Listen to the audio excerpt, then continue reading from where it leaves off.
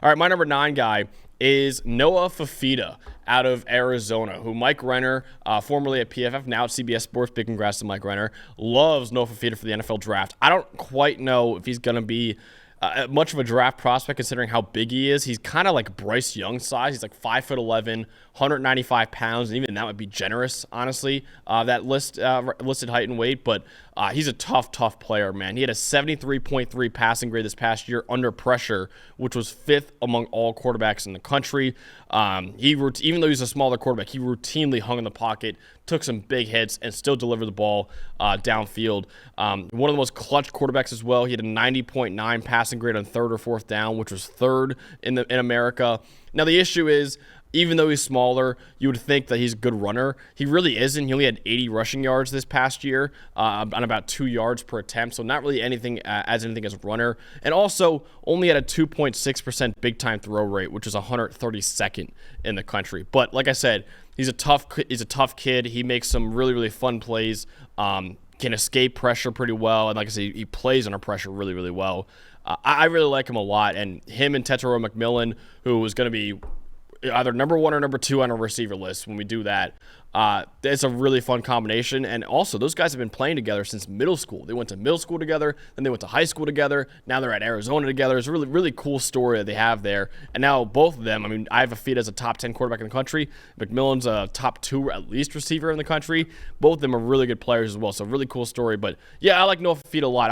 I don't quite know if he's going to be much of a draft prospect considering his height and the fact that he's just not as good as Bryce Young was, which is why people overlooked the size with him. But I still really like Noah Fifita as a college quarterback, and I think he's going to be a really fun player to watch next year. Yeah, no, I'm with you on that, and I'll actually get to him in a little bit here. But your number 9 guy, Noah Fifita, is my number 7 guy. And look, the big-time throw rate is low, but I think that's more. You have to remember, Jaden DeLora got hurt. Fifita was not supposed to start last year, right? He came in, he started, I believe it was the 4th game was his first start. His first 2 starts were even, I believe, against USC and against Washington. And that's a tough task to try to come in there and just step in and play, oh, here's Caleb Williams and Michael Penix, try to outduel him. And he almost outdueled Williams. I believe that game went to double or even triple overtime, and they lost by 1 point. So early on, Jed Fish kind of had it. It was conservative. It was high percentage. It was running the ball. It was asking Fifita to just run the offense. And the big reason for me that Fifita gets like a higher ranking here for me than you is the last 4 games, especially a newfound willingness to throw the ball down the field. Okay.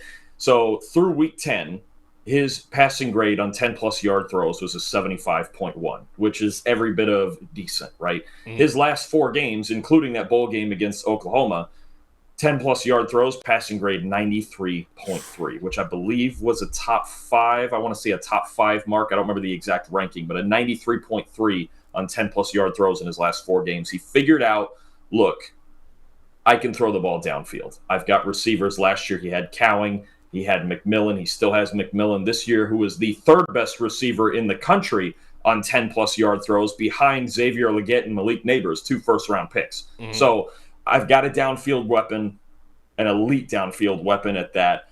I know he's like, I know I'm a good decision maker. I'm not going to turn the ball over anyway. I really like watching him. I like Fifita's eyes the most when I watch him. You mentioned he's not that mobile. He's not going to take off that often. So his eyes move kind of in a similar way to Bryce Young, where it's like looking to throw, getting to my 2nd, 3rd, and 4th option, checking down when I can. Last year he had Coleman and Wiley. We'll see what he has at running back this year. But I just think the combination of, if Fifita is going to keep this downfield attack like he did late in the year, with McMillan as good as we think he is, those 2 guys, that might be the best quarterback-receiver combo in the country. It's entirely possible. But Fifita, for me, he showed me something different in his last 4 games, attacking downfield. If they keep that vertical element, he's going to be really dangerous.